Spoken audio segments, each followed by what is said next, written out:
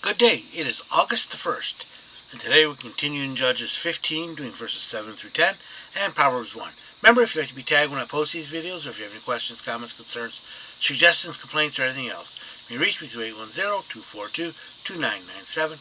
That's 810-242-2997. You can call, text, leave a message, whichever you like. And we begin Judges 15, starting in verse 7. Because you did this, Samuel vowed, I won't rest until I take my revenge on you. 8. So he attacked the Philistines with great fury and killed many of them. Then he went to a cave in the rock of Eton. Verse 9. The Philistines retaliated by setting up camp in Judah and spreading out near the town of Lehi. 10. The men of Judah asked the Philistines, Why are you attacking us? The Philistines replied, We came to capture Samson. We've come to pay him back for what he did to us. So Samson wasn't very popular among the Philistines. Because of this, you did this, that Samson replied, I won't rest until I take my revenge on you. That's when he, they took his wife, and they burned his father-in-law and wife. So he's going to be getting their revenge. So he attacked the Philistines with great fury and killed many of them. Then he went to live in the cave on the rock of Elam. He tore their limbs off, is what he did, and beat the other ones with him. And this cave in the rock of Elam is, it might be Elam, I'm not sure. My writing is a little sloppy right there. But it can only be reached from above. And verse 9. The Philistines retaliated by setting up camp in Judah and spreading out near the town of Lehi. Samson's attack was personal and private. It didn't involve the other Hebrews. Verse 10. The men of Judah asked the Philistines, Why are you attacking us? The Philistines replied, We've come to capture Samson. We've come to pay him back for what he did to us, burning all the grain and stuff like that, and the food supply. The adventures of Samson continue. Proverbs 1. The Proverbs of Solomon, the son of David, king of Israel. To know wisdom and instruction, to comprehend the words of understanding, to receive the discipline of wisdom, justice and right and equity. 4. To give prudence to the simple, to the young man knowledge and discretion. 5. That the wise man may hear and increase in learning, and the meaning of understanding may attain wise counsels. And 6. To understand a proverb and a figure, and the words of the wise and their dark sayings. In other words, so you can understand what's going on, you get wisdom. You understand the discipline of wisdom, justice, and right and equity. Discipline is doing things you don't want to do. You give prudence to the simple. In other words, remember where they're at. And to the young man, gain knowledge and discretion. Well, give prudence to the simple. The simple are, simple-minded. They're straightforward. There's no guile in them. That's what it means.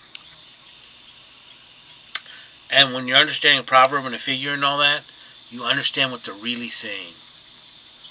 7. The fear of Yahweh is the beginning of knowledge, but the foolish despise wisdom and discipline. Foolish in here means insane. 8. Hear, my son, the instruction of thy father, and forsake not the Torah or the teaching of thy mother. Listen up and do what I tell you.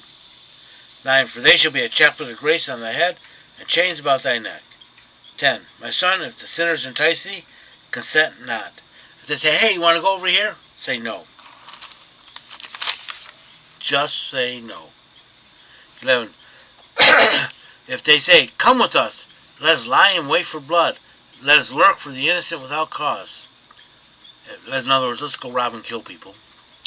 Let us swallow them up alive as a grave, and the whole as they go down into the pit, and take everything they got. 13. We shall find all precious substance. We shall fill our houses with spoil. We'll live off of what we steal. 14. Cast in thy lot among us, and let us all have one purse. We'll divide up everything equally. Yeah, right. 15. My son, walk not thou in the way with them. Restrain thy foot from their path. Don't go down that way. 16. For their feet run to evil, and make haste to shed blood. They will only do evil, and they will kill. 17. For in vain is a net spread in the eyes of any bird. You'll be found out. 18. And these lie in wait for their own blood. They lurk for their own lives, and they will turn on you in an instant. 19. So are the ways of everyone that is greedy of gain. In other words, everyone's greedy. This is what's going to happen to them. And take away the life of the owners thereof. You will die. This is another section of Proverbs 1.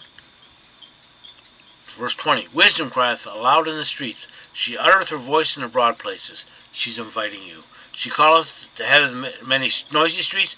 At the entrance of the gates in the city, she utters her words. She's inviting you, and she's everywhere. The difference between wisdom and folly. Wisdom invites. Folly entices. 22. How long, ye thoughtless, will ye love thoughtlessness? How long will ye scorners delight them in scorning? And fools hate knowledge. How long are you going to be an idiot? 23. Turn you at my reproof. Behold, I will pour out my spirit unto you. I will make known my words unto you. 24. Because I have called, and ye have refused.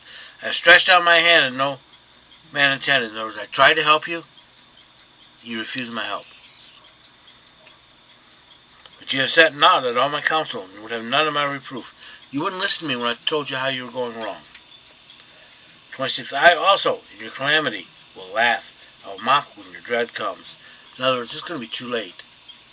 When you get what's coming to you from the path you chose, she's going to laugh at you.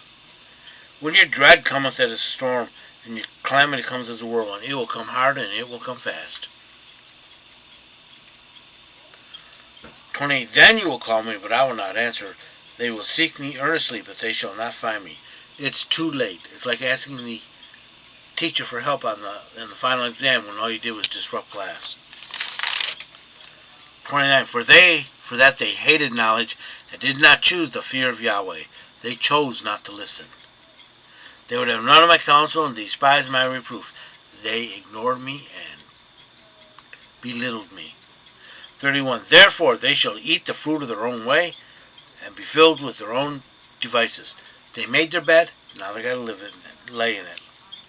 32. For the waywardness of the thoughtless shall slay them, and the confidence of the fools shall destroy them.